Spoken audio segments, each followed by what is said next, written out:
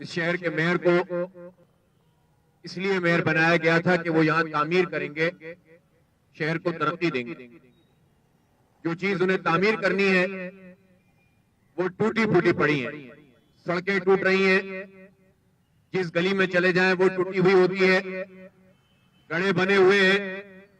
और जो बल्दिया का बजट है 26 अरब रुपए सालाना, वो सारा इनकी करप्शन की नजर हो रहा है। इख्तियार का रोना रोते हैं, जिस चीज पर इख्तियार है उसके मुताबिक लोगों को सहूलत फराहम नहीं कर रहे और काम कर रहे हैं तो ये कि किसी का 50 साल का और किसी का 60 साल का कारोबार हो तो उसको तहस नहस कर दो और दुनिया के सामने ये बताओ कि मैं शहर को साफ करने चला हूं। अगर तुम इंसानों के चूल्हे ठंडे कर दोगे, उनके माश को खत्म कर दोगे, उनकी बच्चों की तालीम के पीछे पड़ जाओगे, तो ये शहर कैसे आगे बढ़ सकता है, कैसे तरक्की कर सकता है।